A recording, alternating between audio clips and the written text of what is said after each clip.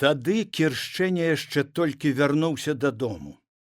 На фронт яго не прызвалі, таму што ў заходняй ён застаўся ваяваць з бандамі, а адтуль удалося выкруціцца і вярнуцца дадому.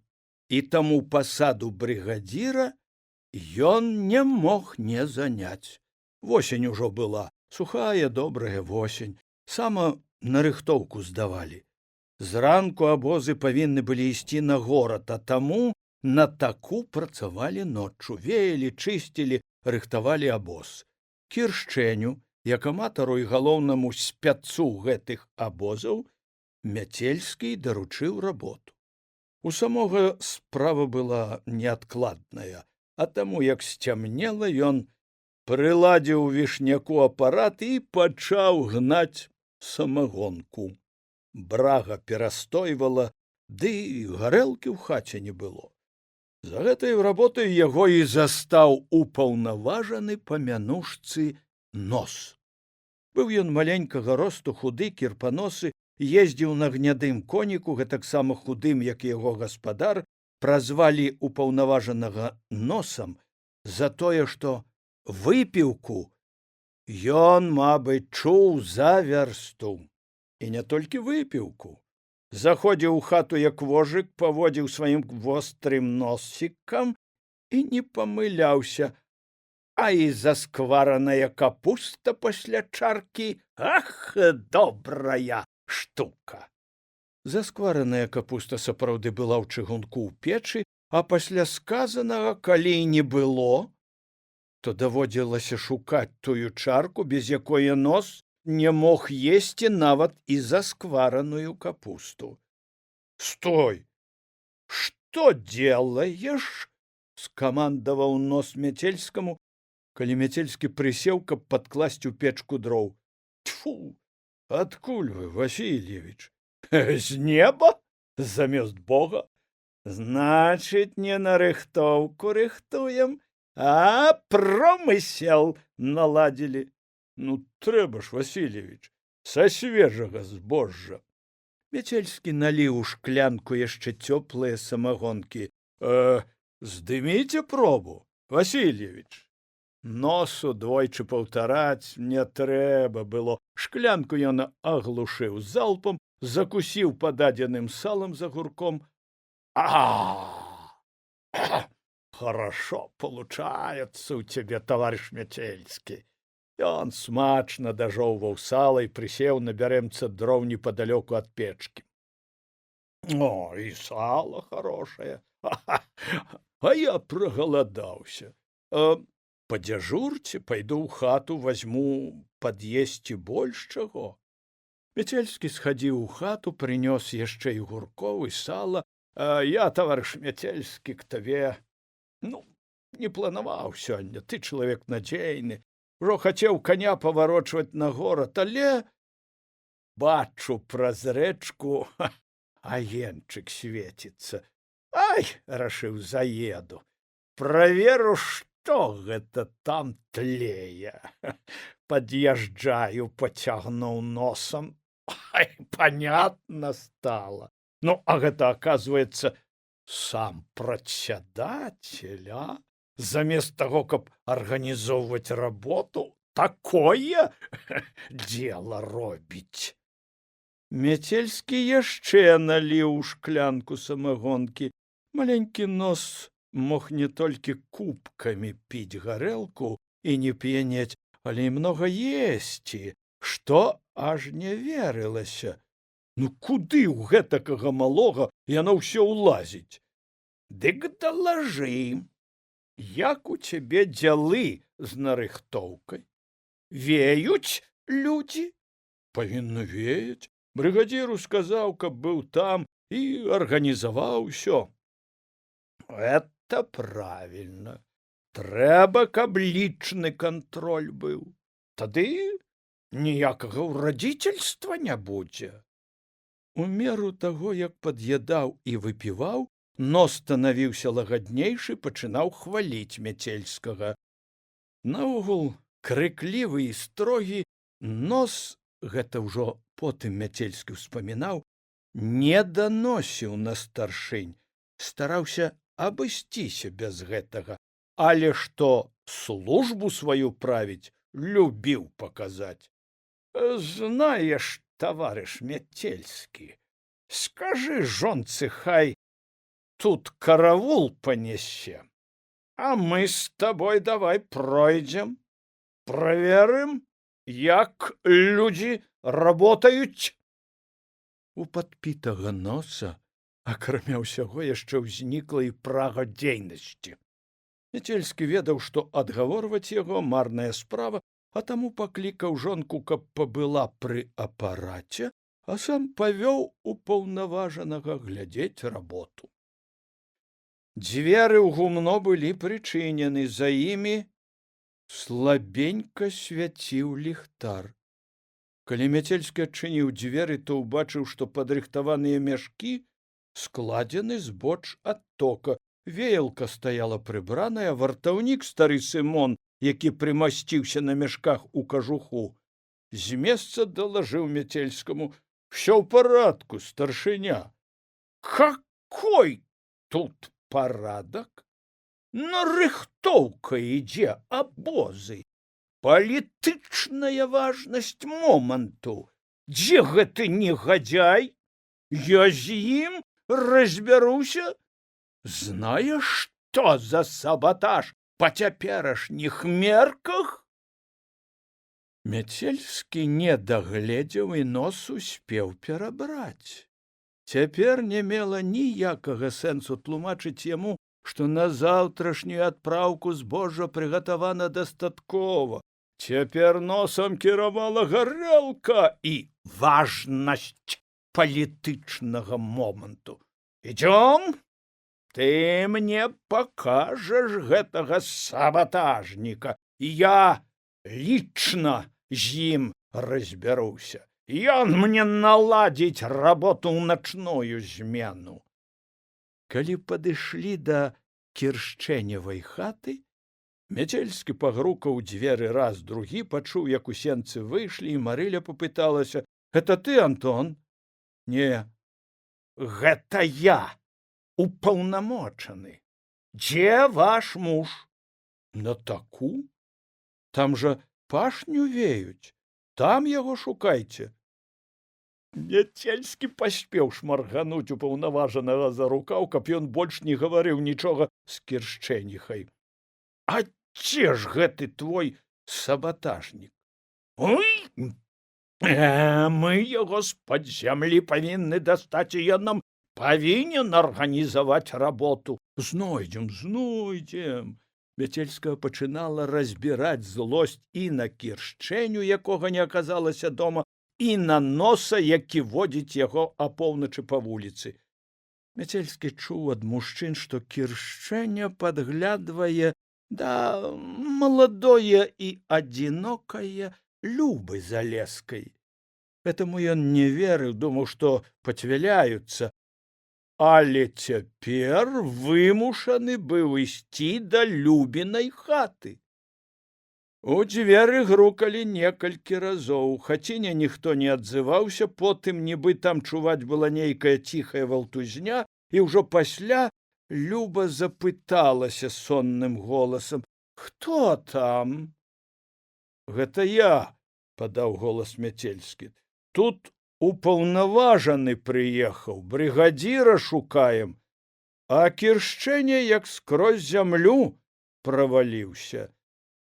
«Адкуль я знаю, дзе ваш Кіршчэня?»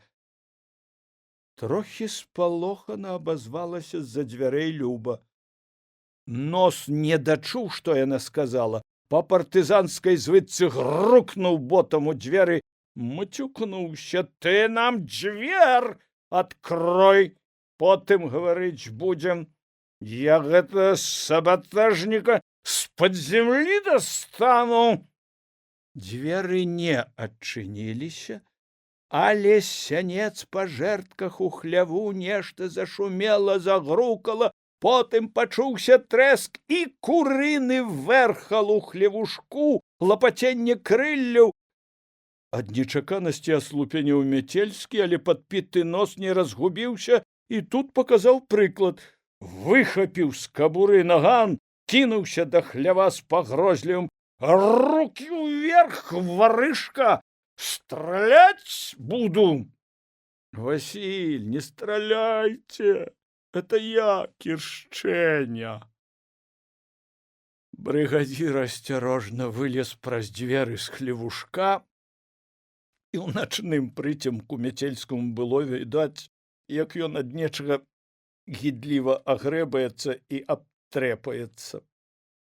Мяцельскі ўявіў, як імчаў Кіршчэня па жэрдках у хляве, каб вышмыгнуць з любінай хаты, як падаў разам з прагнілаю страхою ў куратнік, і які выгляд у яго зараз. Відаць, нічога не было, але свежым курыным памётам ад Кіршчэні патыхала. Можа, падпарадкуючыся нейкай мужчынскай салідарнасці, ці таму, што сам Кіршчэня прасіўся напаўголаса, нос таксама злавесна зашипеў на яго. «Ай, пад суд падведаў сапатажніка! Пачаму? Абоз не гатовіш? Табе таварыш Мяцельскі паручыў, а ты зрываеш заданне? Знаеш, што цяпер за ўрадзіцельства? Падымай людзей, чтоб работаў з імі всю ноч, а раніцай я праверу абоз». «Василь, дык я ж глядзеў у гумне, там бабы нядаўна толькі кончылі», — пачаў Кіршчэня. «Ты чуў, сабатажнік, што табе сказана? Падымай людзей, а то заўтра будзеш адказваць за ўрадзіцельства». «Ёсць, таварыш упаўнаважаны». Кіршчэня крыху аслухаўся і зразумеў, што нос п'яны, носа ён таксама ведаў і частаваў яго не адзін раз. «Мы былі ў гумне, глядзелі. Заўтра сам абоз падрыхтуй. Ну, а мы з таварышам упаўнаважаным падыдзем, всё зраблю, толькі ж ты, Василь, барані Бог, ну, нікому. Ой, а мне што? Ну, я цябе прашу». Кіршчэня жанок не будзіў.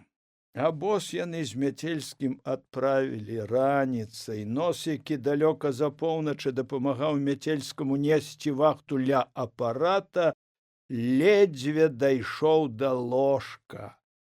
Кіршчэня раніцай быў дзелавы, рухавы, і, як Мяцельскі не прынюхваўся, нічым ад яго не пахла. І толькі калі Кіршчэня запытаўся: «Чого ты да мяне прынюхваешся?», Мяцельскі не вытрымаў і зарагатаў. Любоўныя прыгоды Кіршчэні хутка скончыліся, таму што ён зноў усплыў на хвалю, атрымаў пасаду страх-агента. І ўжо цэлы раён быў пад яго уладаю.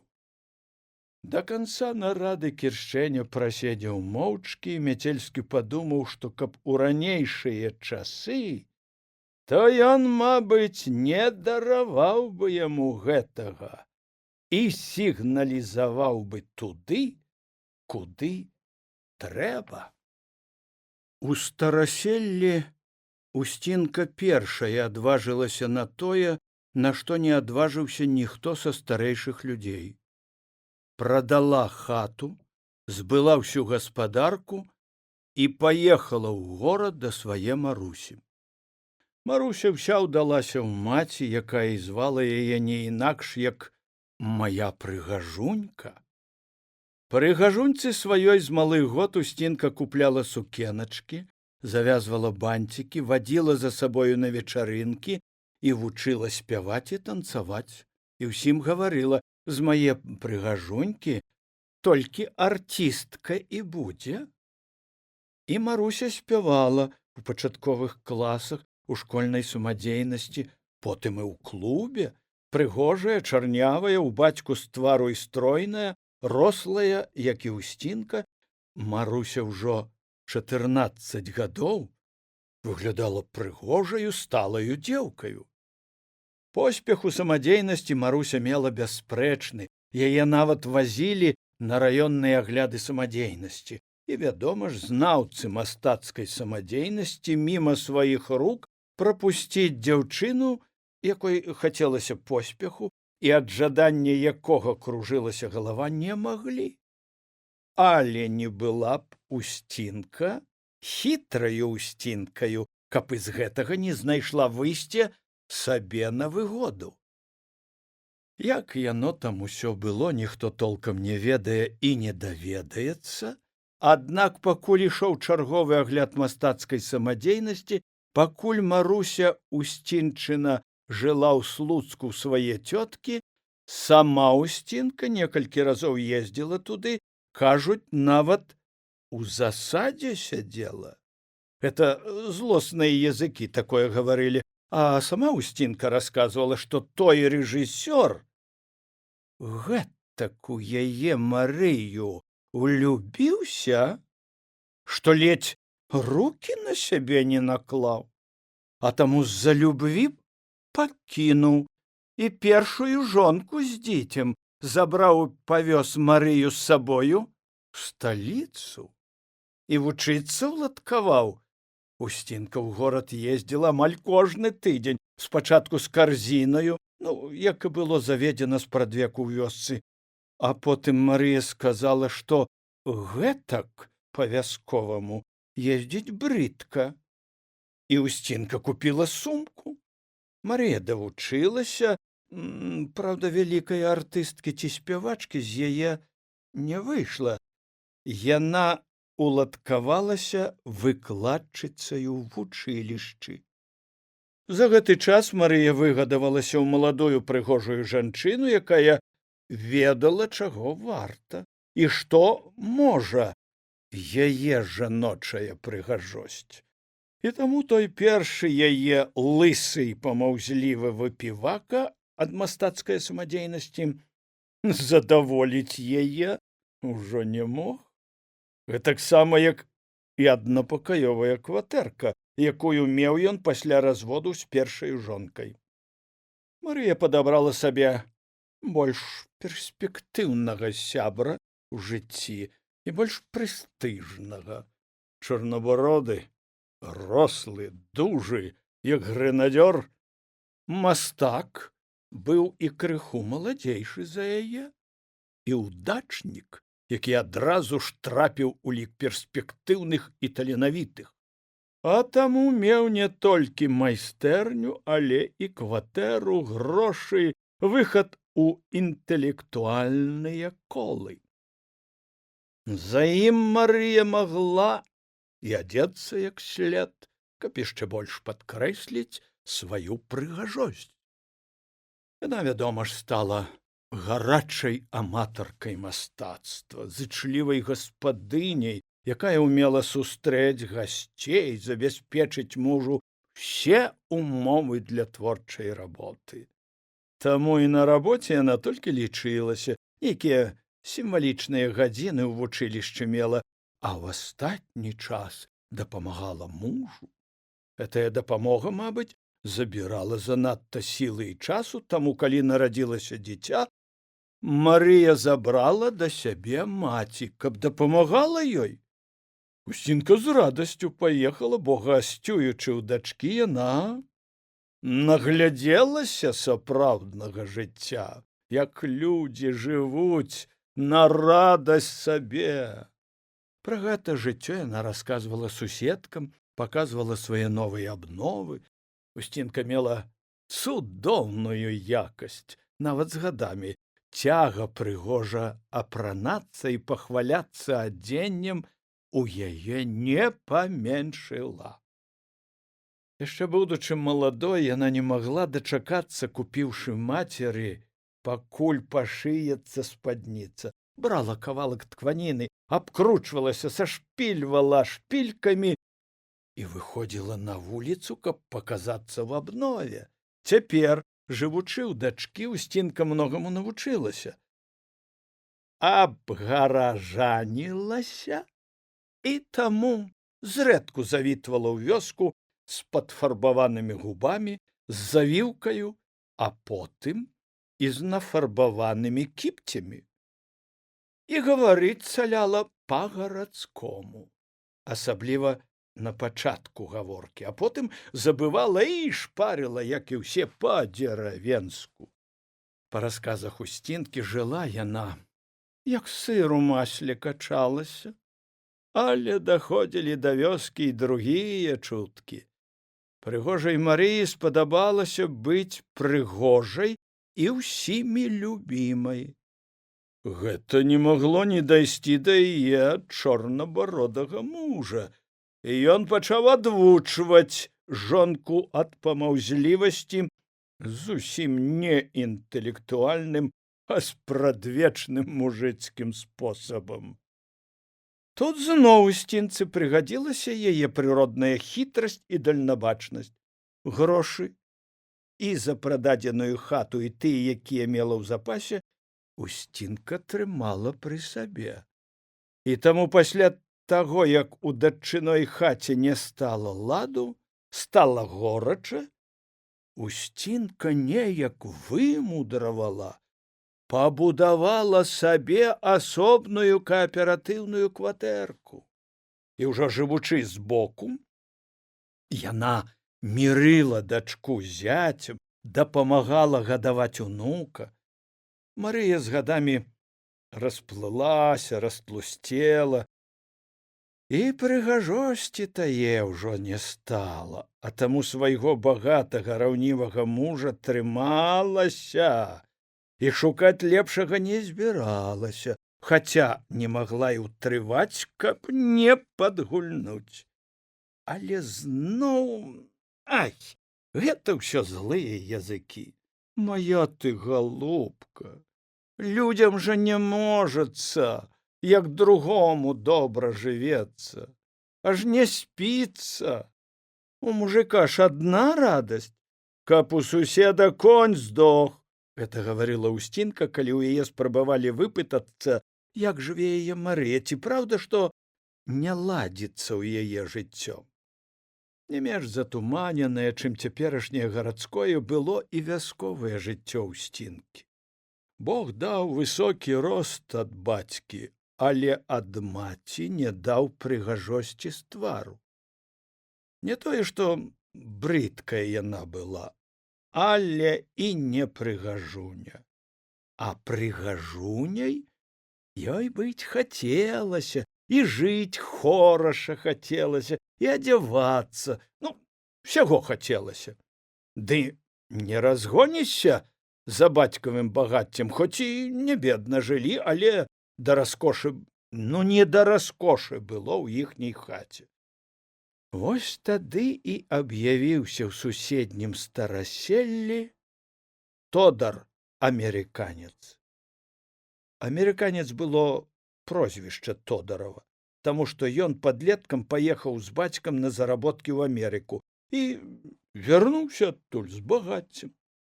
Да гэтага часу все перакананы, што багацця было навезена многа, не толькі адзень, а галоўнае золата.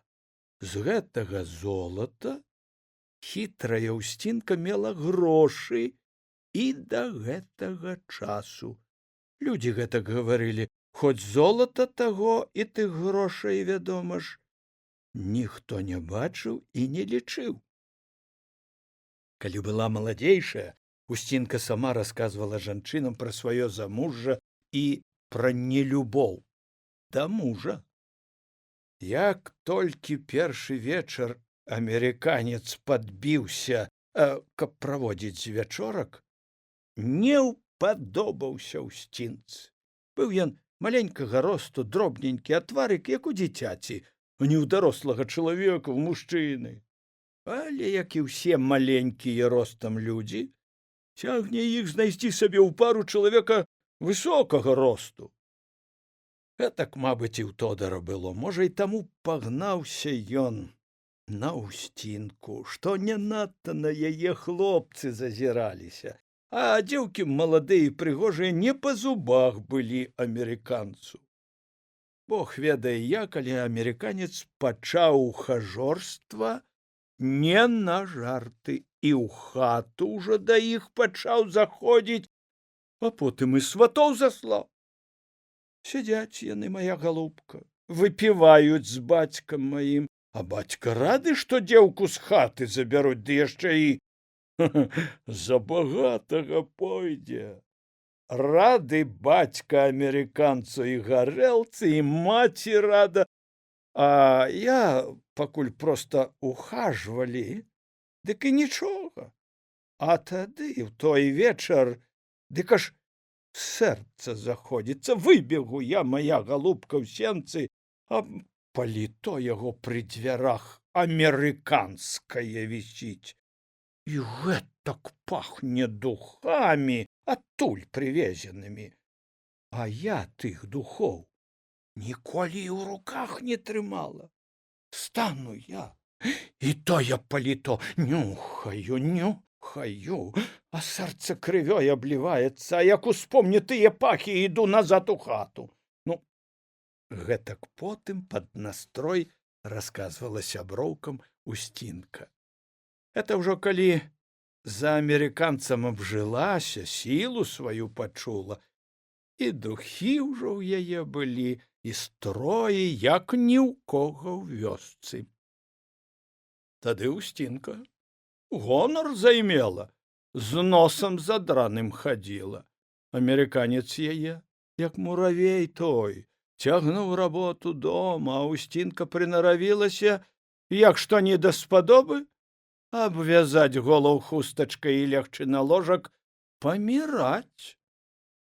Ну, зусім не магушчая была, ну і чым далей, тым болей. На работу не хадзіла. Калі была камуна, амерыканец у ёй рахункаводзіў, а Усцінку прыстроіў дзяцей даглядаць камунаўскіх. Потым у фельчара яна за медсястру лічылася. У фельчара Марозіка доктар адзін час жыў, узмацнілі такім чынам фельчарскі пункт. Да таго доктара Усцінка сама бегала падпоіць свайго амерыканца і ноччу праз акно да таго доктара. Ой, моя ты галубка, хіба ж мой мужчына? Это ж адна капелька, смяялася потым Усцінка. Калі ў добрым настроі, то клікала яна свайго Тодара. Капелька. А часцей ніяк не называла, проста ты альбо амерыканцам звала. Тодар, разумны чалавек, бачыў усё наскрозь і разумеў. Можа, з-за гэтага і прывучыўся да гарэлкі.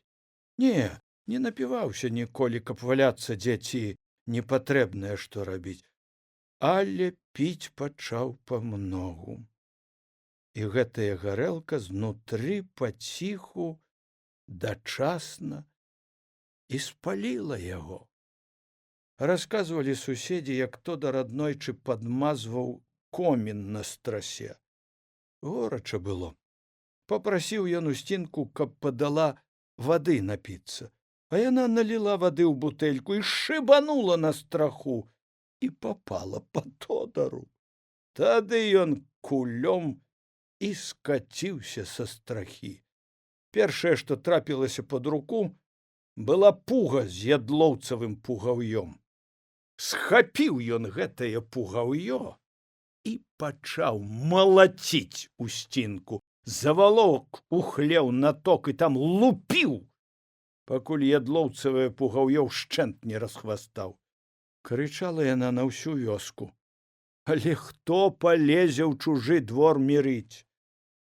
Мо тыдні з два Усцінка не паказвалася з хаты і ляжала плахаю, пакуль адышла. Гэта ж дурная, а? Думала, што маленькі. А мужчынская ж сіла, а? Як ухваціў мая галубка за руку, як павалок. Думала, што заб'е, жывую не выпусціць, даль бог, каб не збіў ён мяне тады, што на ногі стаць не магла. Я б яго зарэзала тады ноччу. От ляжала і думала, каб устаць і зарэзаць. Але не магла падняцца. Пасля таго панадзіўся ён мяне біць, а я яму гарэлкі не шкадавала. Як нап'ецца, саўецца і спіць. А я што хачу, тое і раблю. Усцінку клікалі, калі да фельчара збіраліся госці. Спірту выпіць у дактароў хапала, а каб пад'есці, то не асабліва разгонішся. На чарговую пачостку яе паклікалі. Галоўны доктар з раёна прыехаў, курганчык. Сярэдняга росту, кругленькі, дагледжаны. Пасля чаркі другое загаварыў курганчык пра сала з кубла, свеженькае. Усцінка і сказала, што прынясе, калі доктар гэтак сала любіць. З хаты выйшла, прыпынілася пры прачыненым акне, а там смяюцца з яе. Ой, дурная кабета, сала цягне чарцям лысым. Пастаяла, падумала, аднак сала прынесла. Гаспадыня, якая сустрэла яе на кухні, аддала загорнутае у палатняную анучку, а сама назад сказала, што амерыканец яе хваціўся, не можа больш пабыць з гасцямі, а сама пад акно і глядзіць. Марозічыха проста з пакункам у вялікую палавіну хаты, дзе госці сядзелі. Яны аж у ладкі запляскалі. Пра Усцінку і не ўспомніў ніхто. Разгарнула гаспадыня анучку, а там замест кавалка сала цагліна закручана. Курганчык аж рукамі развёў.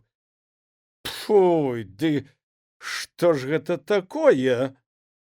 А Усцінка пад акном слухае і глядзіць, а потым ужо адчыніла дзверы і другі скрутачак на стол паклала. Ой, балявалі да раніцы пад тое сала. Усцінка яго не пашкадавала. І курганчык чым больш еў і выпіваў, всё часцей паўтараў. Ой, ох, якая ж ты, аднак, Усцінка! І круціў галавой з адабрэннем, і ягоныя вочкі масляна пазіралі на Усцінку. Яда тады не правароніла свайго, як бы ненарокам кінула, што ад свайго спрацівілага амерыканца з'ехала б і папрацавала б у раёне. Курганчык з тых быў, што прапускаць міма на сваім шляху не любіў. І ў хуткім часе Усцінка аказалася пераведзенай на работу ў раённую бальніцу, хаця не мела ніякай медыцынскай адукацыі. Там яна кватаравала, раз у тыдзень, а то і радзей наведвалася да свайго амерыканца, каб узяць з сабой і таго ж сала, і каўбасы. Гадоў колькі доўжылася медыцынская кар'ера Усцінкі і чыстая работа, пакуль нарэшце жонка курганчыка, мабыць, па нечыяй падказцы, не заспела Усцінку разам з мужам у ягоным кабінеце на тапчанчыку. Вось тады ў раённай бальніцы і адбылося няпланавае скарачэнне штатаў, і Усцінка ў вёсцы тлумачыла сваё вяртанне. Ой, ну дзе ж мне раўняцца з тымі? Ну, мяне ж дыплома няма.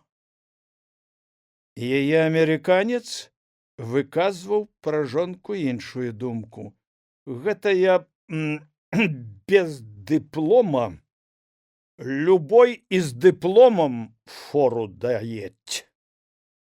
Бурнае Усцінчына жыццё скончылася са смерцю амерыканца.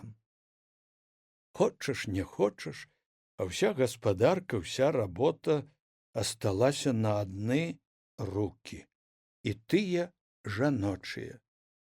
Ды і Марыя ўжо падрастала, і ўсю сваю увагу і энергію Усцінка пераключыла на дачку, бо той Бог даў і прыгажосць, і дастатак у доме.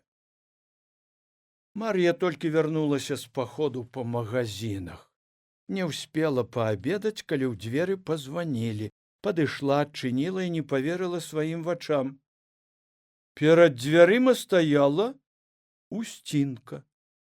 У чорным капялюшыку, чорная спадніца, белая кофтачка, на нагах туфелькі, радыкюльчык, і губы падфарбаваны, і бровы таксама падведзены. Дзень добры, галубка моя. Пазнала мяне. Пазнала, як жа? Пазнала. Мар'я вачам сваім не верыла. Заходзьце ў хату. Усцінка лёгка, як мышка, прашмыгнула ў прыхожую, зняла туфелькі, паклала на палічку свой радыкюльчык, азірнулася б, дзе б узяць пантофлі. Мар'я дала старой даччыны пантофлі, запрасіла ў пакой. Ой, галубка моя, ой, нахадзілася зранку, прысяду. Але была тут блізка, дай, думаю, зайду. Я ў стараселле нядаўна была. Мне там іх сказалі, што ты Верцы памагаеш малую гадаваць. Марыя ж моя прыхварэла, а тут на вашай вуліцы доктар жыве, прафесар, з Астраўка. Я яго адрас дастала, прыехала. Трэба, каб паглядзеў ён маю Марыю. Адкуль жа вы яго ведаеце? Ой, моя галубка, дактароў жа ўсе ведаюць, а ён справядлівы чалавек. Нікому з землякоў не адмовіць. Паможа, калі трэба, і ў бальніцу к сабе пакладзе. Аднак Усцінцы не сядзелася. А квартиру ты, Верцы, добрую построила. 3 пакоі? 3. Пайшлі, пакажу, прапанавала Мар'я, якая ўсё яшчэ не ведала, што рабіць і пра што гаварыць з Усцінкай. А тая адчувала сябе, як рыба ў вадзе, хуценька абгледзела кватэру, зазірнула на кухню. Вы ж не абедалі, цётка? Давайте паабедаем, прапанавала Мар'я. Давай, моя голубка, на кухні яно і зручней неяк пасядзець, пагаварыць. Усцінка ела нямнога, але паволі, не спяшалася, і Мар'я, якая згаладала, абагнала яе.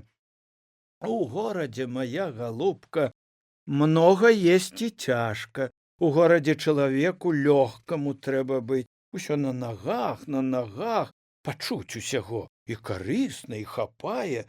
Это некалі ў дзярэўні, ды каб толькі сала кавалак, ды хлеба, каб жывот напхаць. А цяпер другое дактары гавораць. Ой, гэтых дактароў, цётка, не разбярэшся, абазвалася Мар'я. Гаварылі, што сала не можна, што сала шкоднае, а потым, як мяса не стала, дык гавораць, што наадварот, сала самы карысны прадукт, усё ў ім ёсць, усё гатовае, нават і жаваць не трэба. Яно, моя голубка, і дактароў трэба слухаць, але на ўсё свой розум мець. А ты ж як тут жывеш? Унучка ў садзік ходзіць? Ходзіць, там з дзецьмі ёй цікавей, весялей. І чым жа ты занята? А ўсяго хапае. Пакуль магазины схожу, па горадзе праеду, дык і Леначку забіраць трэба ісці. Не, моя голубка, гэтак жа і надаесць скора. Я табе падкажу. Трэба тут падругу якую знайсці, па гадах тваіх. Дык і схадзіць разам можна, кіно паглядзець, у тэатр. У горадзе многа куды схадзіць можна.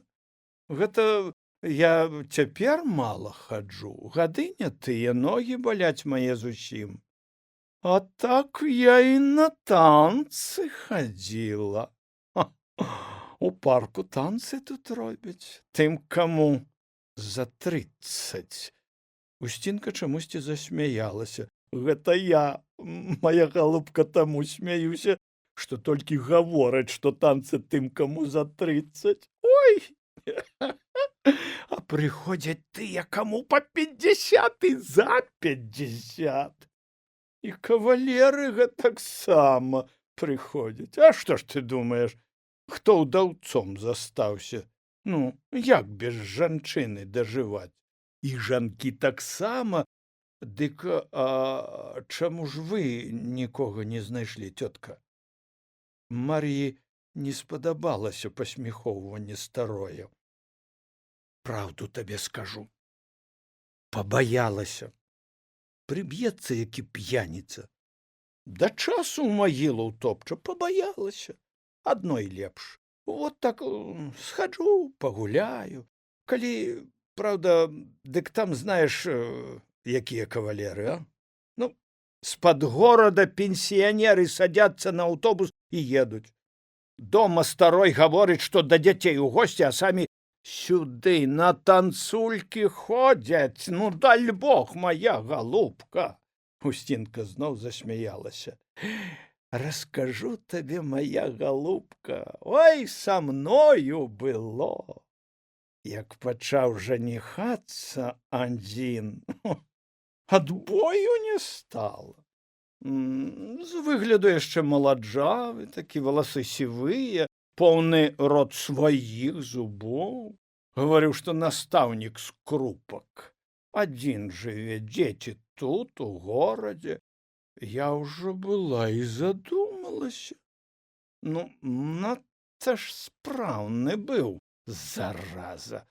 А раз бачу ў горадзе, ён з бабкаю сваёй ідзе. Яна ў яго тоўстая, як гара, ледзьве плыве, ўсё нешта яму талкуе. А я тут насустрач ды кажу: дзень добры, Віця, ты на танцы сёння прыйдзеш? Ой! Каб ты бачыла, моя галубка, як ён крывёю наліўся, аж лопне твар здалося, ды як маццю кнецца на мяне. Ідзі, калі здзяцінела, куды ідзеш. Пабаялася я, што кулаком гваздане, а то сказала яго старой. Пасля таго на танцы не паказваўся. А ты, моя галубка, думаеш? У мяне ў нашым доме знаёмая ёсць. Яна туды яшчэ ходзіць. Я цябе звяду з ёю. Схадзі, паглядзі хоць пад старасць свету. Дзякуй, цётка, дзякуй. Устінка піла чай, пакрысе адкалуплівала чайнай лыжачкай торта. А як вы мяне знайшлі, цётка? Не вытрымала, папыталася Мар'я. А незнарок, моя галубка. У суседкі мае дачка разам з тваёй Веркай працуе. Неяк зайшла гаворка ў іх у хаце. Пачула я, што са стараселля. Пытаюся, з якога? Як прозвішча? А як была ў вёсцы, папыталася, як твая Верка па мужу пішацца. А тады ўжо попрасіла дачку суседчыну, каб яна ў Веркі твае Веркі, адрас папыталася. Яна і папыталася, Верка і дала адрас, але выбрацца ўсё не магла. Гэта што, да доктара ехаць, дык я і ўспомніла пра цябе і пра твой адрас. Устінка расседзелася, спяшаць ёй нікуды не трэба было, і яна гатова была расказваць Мар'і пра ўсіх вяскоўцаў, якія жывуць у горадзе. Яна аднекуль ведала, хто і як жыве, хто развёўся, у каго колькі дзяцей, чые дзеці ўжо пажаніліся, у каго муж п'яніца, у каго жонка гуляшчая. Мар'і пара было ісці ў садзік забіраць Ленку, і таму яна перапыніла старую. Ой, цётка Усціна, пра Ленку, па Ленку ісці мне трэба. Ой, от час бяжыць, як вада.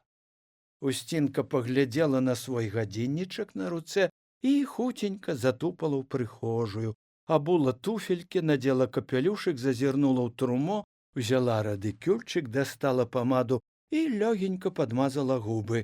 Пайшлі, я правяду цябе, ды і пайду ўжо на аўтобус. Заеду да Марыі, скажу, на калі з прафесарам дагаварылася. Усцінка схадзіла разам з Мар'яй да садзіка, пахваліла Леначку, якая яна прыгожая, і на развітанне попрасіла ў Мар'і нумар тэлефона. Ведаеш, моя голубка, в жизни всякое бывае. Гора з гарою не сходится, а чалавек з чалавекам. Можа, і табе што спатрэбіцца, то і ты мне позвони. Устінка дастала з радыкюльчыка маленькую кніжачку і ручку. Запісала туды нумар тэлефона, а на прабітым аўтобусным талоне напісала нумар свайго тэлефона і дала Мар'і. Дзякуй табе за пачастунак, голубка моя. Верацы привет перадай. А ты, Леночка, здорова расці. І Устінка лёгкім крокам патупала па тратуары, а Мар'я павяла ў двор Леначку, там ужо збіраліся жанчыны, і ні з таго, ні з сяго раптам падумала. А хто ж з іх ходзіць на тыя танцы? І засмяялася з самое сябе. Танцы гэта ўжо справа такая. А вось сабаку купіць усё ж трэба. Яна ўжо не першы раз думала пра гэта, але пакуль што не адважвалася сказаць Веры. Калі добры сабака ў хаце, то гэта і варта.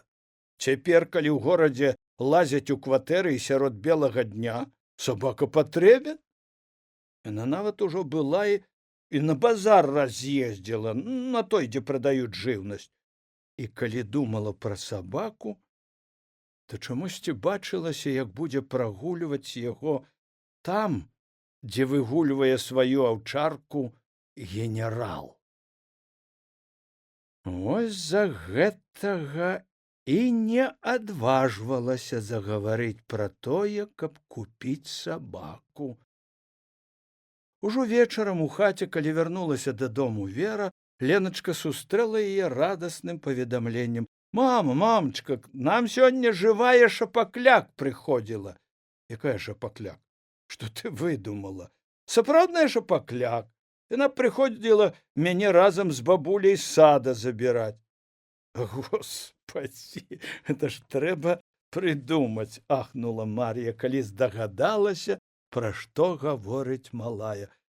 І сапраўды, Устінка была якраз тая старая з мульцікаў, якія паказваюць па тэлевізары дзецям.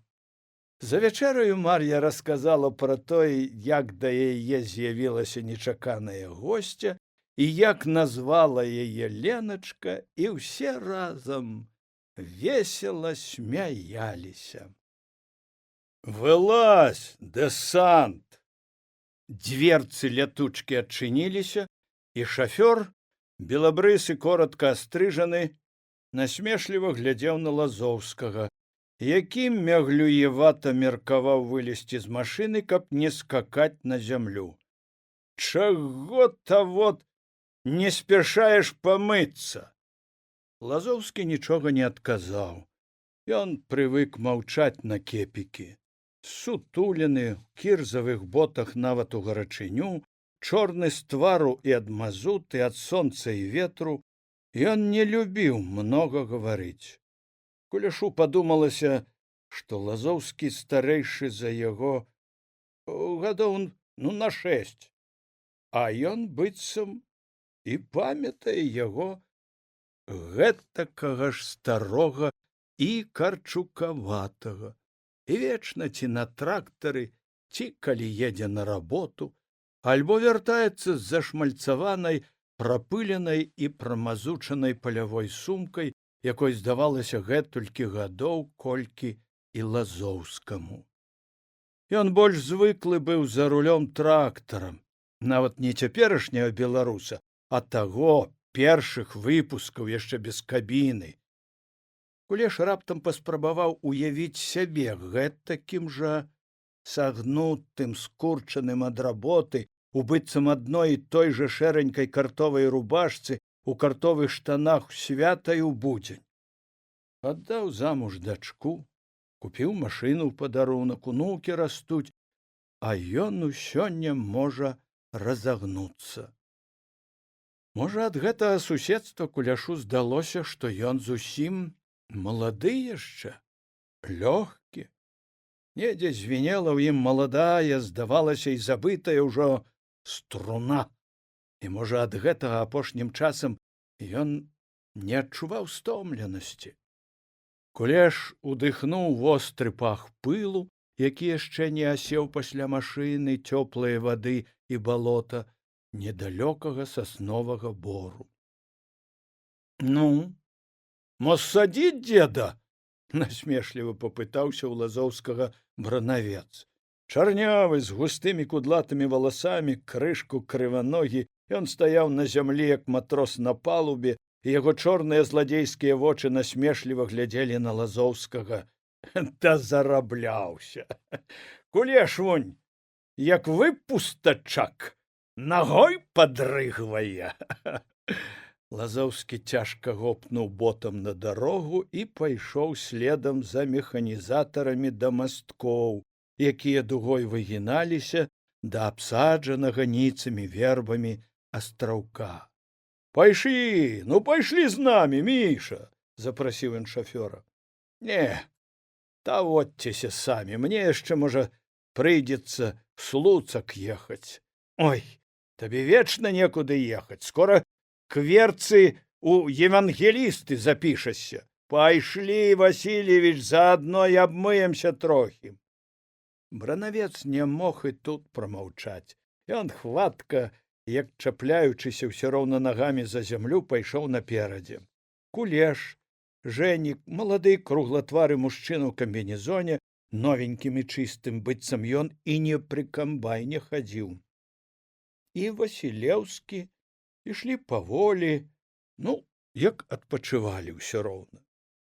Зажурана вечарэла, ля возера павявала няхай і цеплаватым, але халадком, вадзяным духам, а ўся гарачыня і спякота сабралася і стаяла зараз там, над палеткамі, дзе сонца, нібыта нейкая касмічная гаспадыня ў вялікай сваёй печы, даводзіла, дапякала цэлыя палі збожжавых караваяў.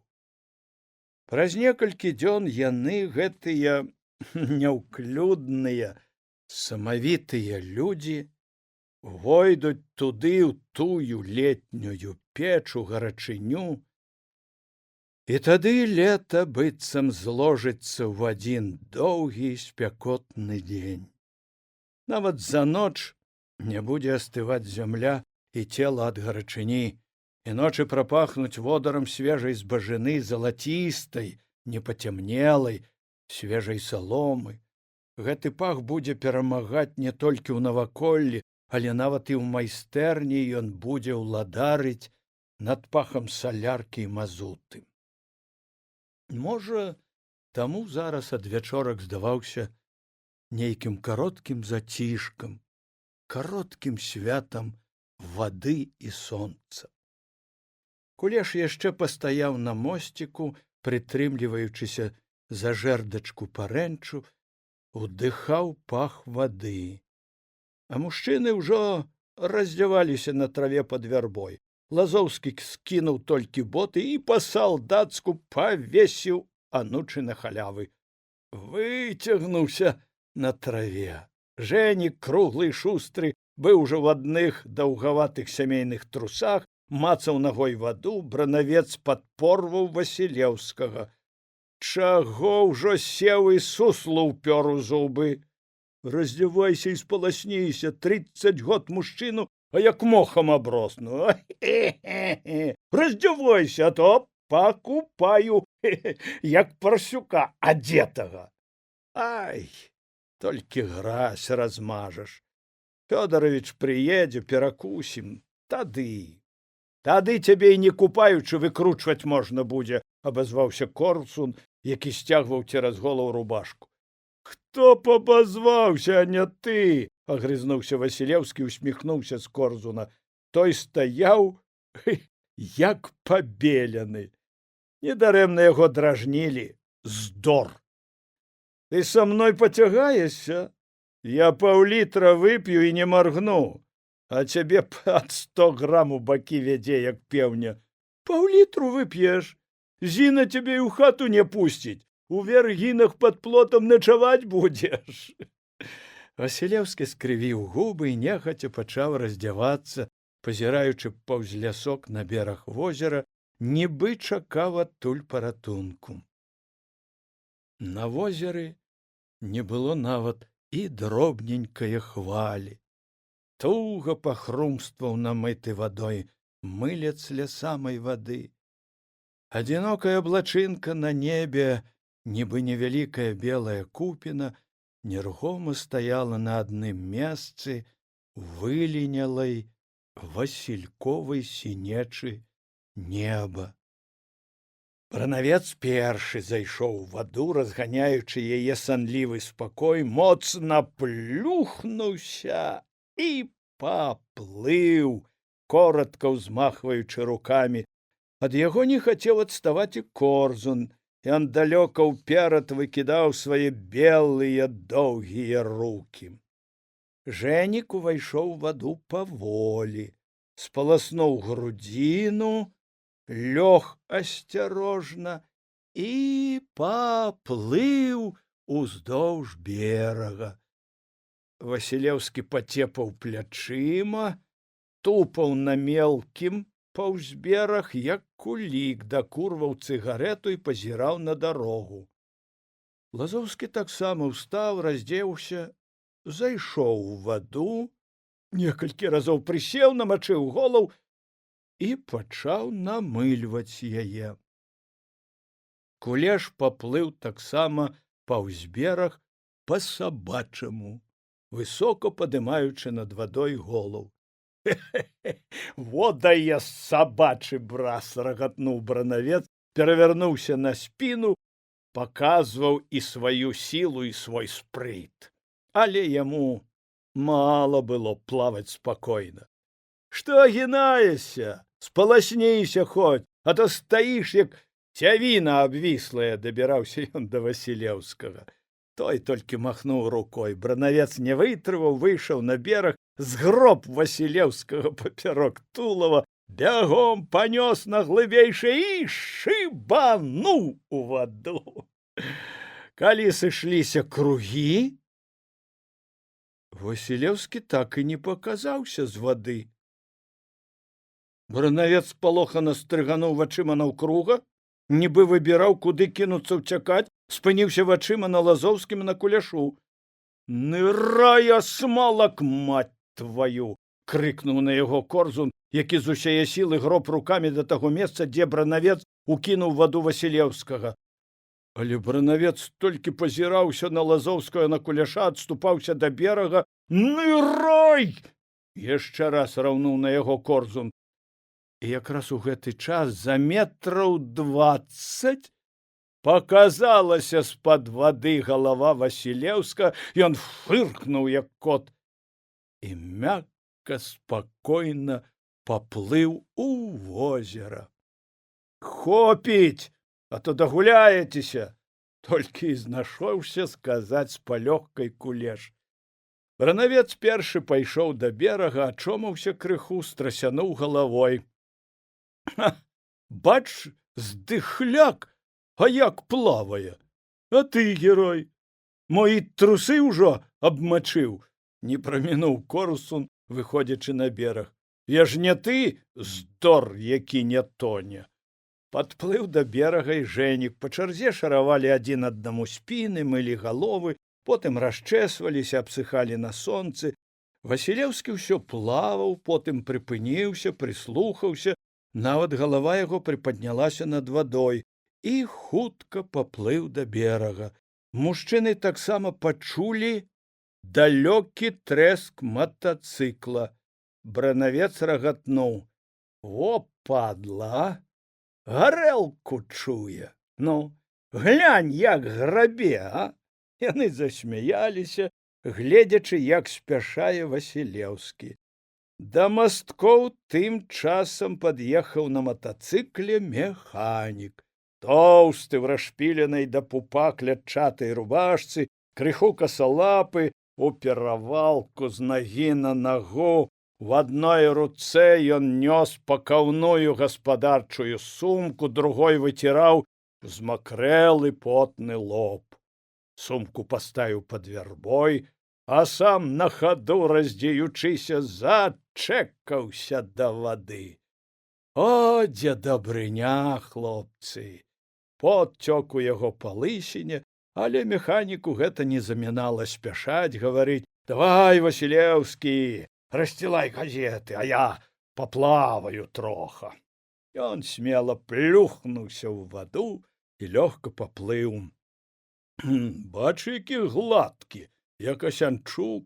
Трыбух нагадаваў, хату выбудаваў, машыну купіў і начальнікам стаў. Бранавец востра кінуў вокам на механіка. А табе хто не даваў? Трэба было вечарнія 10 канчаць, а не гарэлку жлукціць і баб шчупаць. Корзун не даваў яму спуску. А маць яго! Хоць пагуляў. А цяпер можна, як каню, у баразну станавіцца і валачы. Або яго навука ў механікі вывела. Во гэтая рыжая карова, ён кіўнуў на сумку. Каму толькі не дагаджаў. Цяпер, каб як след мы на жніво выйшлі, грошай на нас найшоў, на возера прывёз. Але ж, падла, аднае гарэлкі набраў. Ну, каб віна, то кожнаму па адной нарыла было б. Васілеўскі абураўся на механіка па-свойму. Ён разаслаў газету, разрэзаў сала, расклаў пер'е цыбулі, адчыніў 2 кансервавыя бляшанкі, парэзаў буханку хлеба, паставіў 2 шклянкі. Адвінціў пластмасавы бетончык, панюхаў. О, бярозавы! А ты думаў, самагонкі табе, сцепануў плячом Бранавец. Лазоўскі сядзеў, прытуліўшыся плячыма да вярбы, Кулеш прылёг на траву, прыслухоўваўся да цішыні і да сябе самога. Нячаста астаецца часу вось так проста паляжаць, даць адпачыць целу і прыслухацца да цішыні.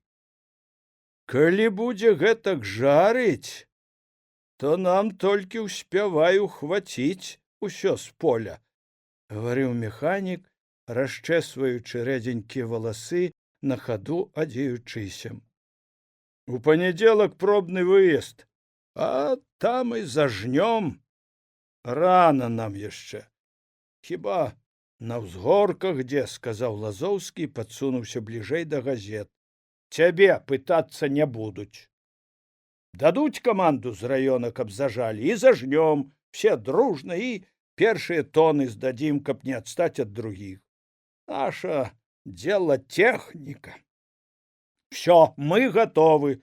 Правда, Фёдорович? Бранавец зірнуў на механіка.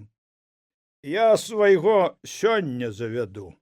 Ён як звер, 2 такія ўборкі адмалоціць.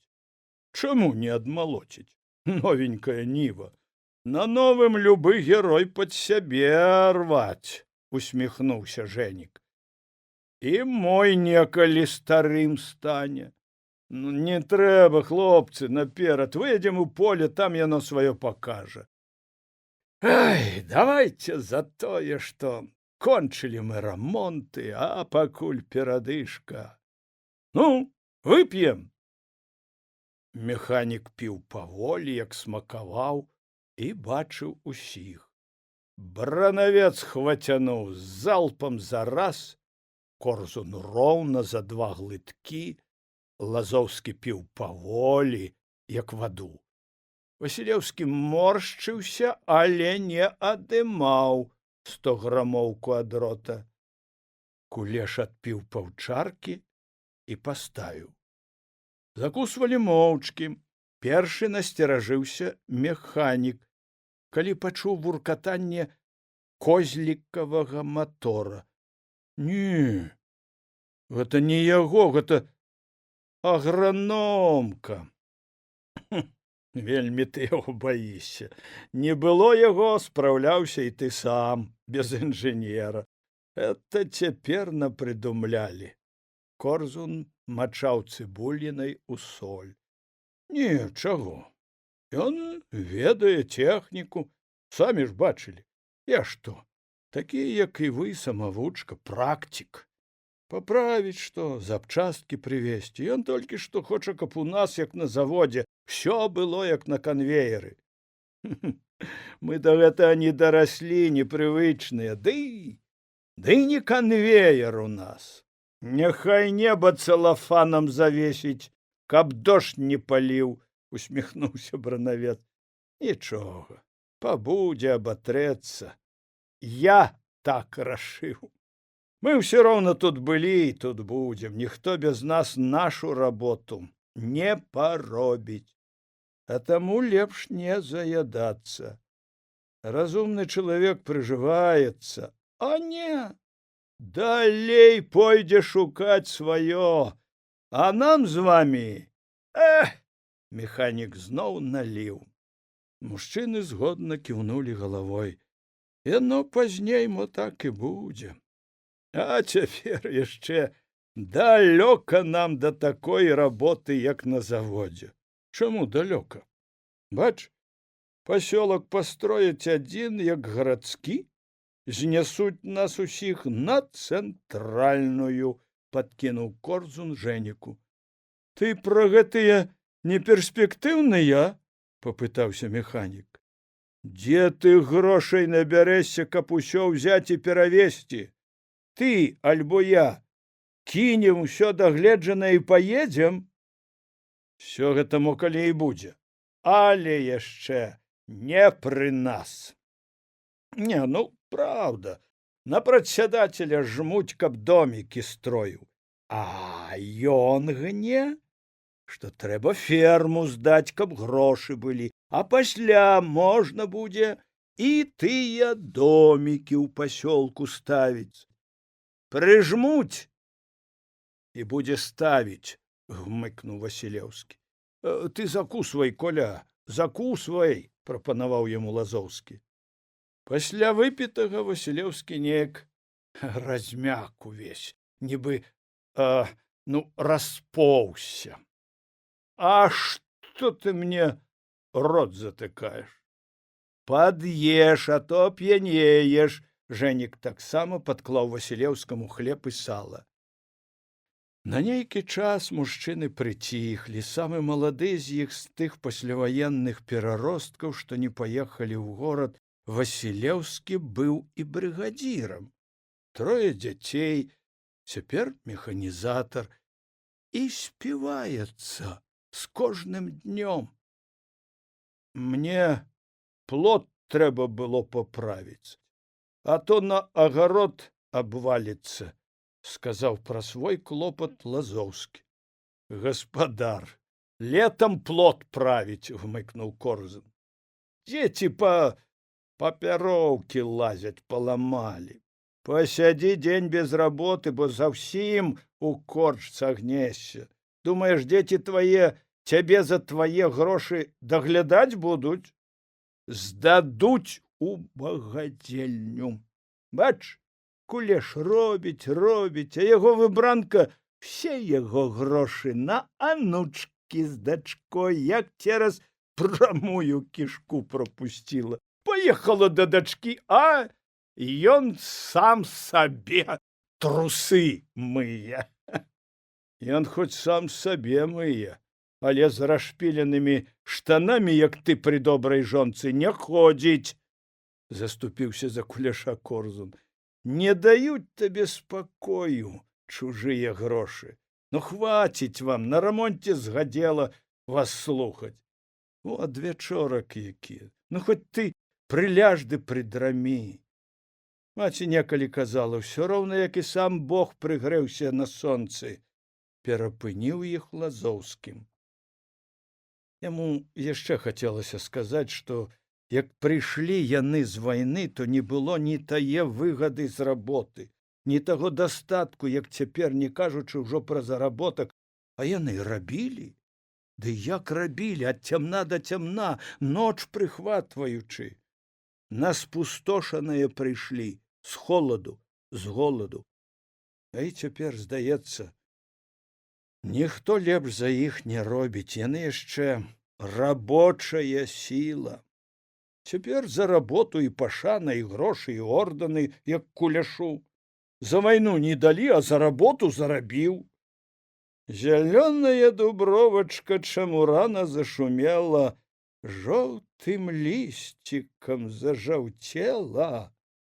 Заспяваў механік ціха, глыбокім, але нейкім вольным, шырокім голасам.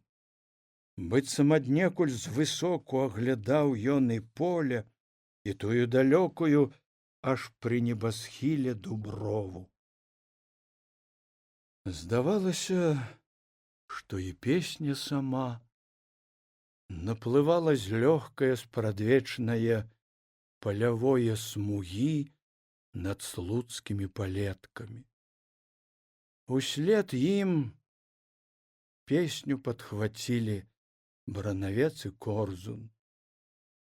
Паўз мяне купцы едуць, яны з мяне дубцы рэжуць, на карэнні агні кладуць, вышэй верху дымы ідуць.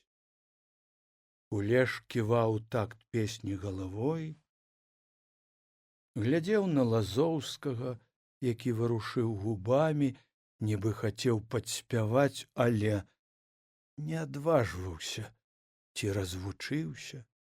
Жэнік прыжмурана глядзеў далечыню за возера, на белы будынак калгаснага клуба.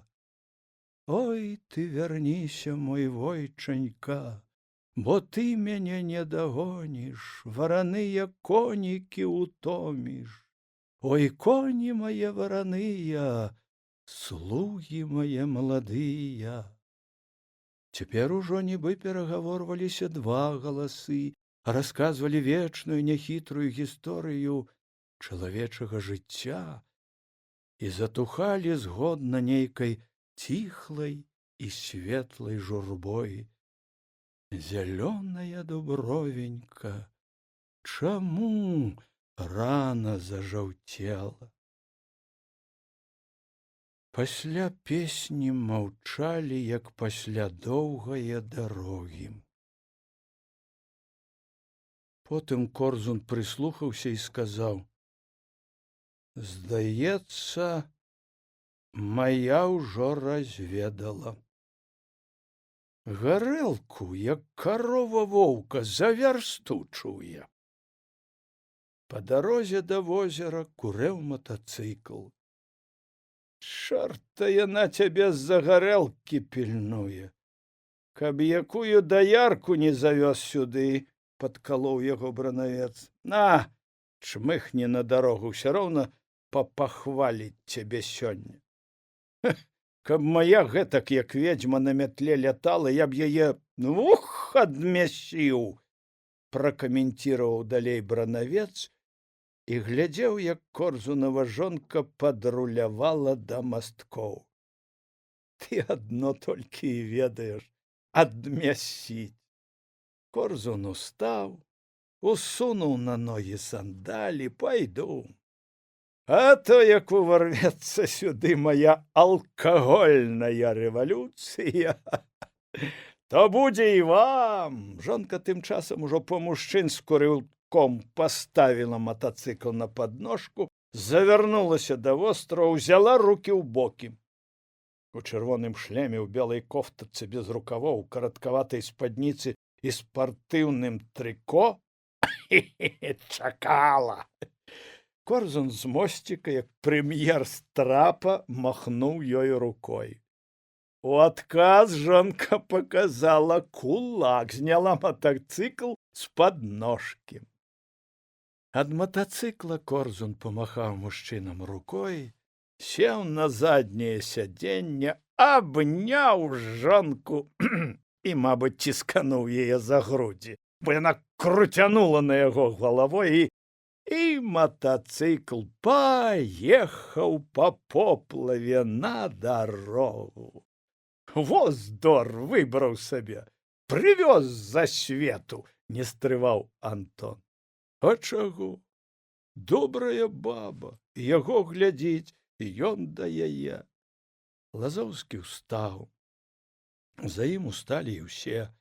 Механік згроб у сумку астаткі закусі разам з газетамі, забраў бутэлькі. Бранавец раскатурхаў Васілеўскага, які мірна задрамаў пры парожняй чарцы, павёў яго да матацыкла і пасадзіў у каляску. Лазоўскі таксама паехаў з механікам. Жэнік і Бранавец пайшлі да свае вёскі, а Кулеш на сваю сцежку. Душна, ціха вечарэла. Яшчэ мацней пачынала пахнуць спелай збажыной.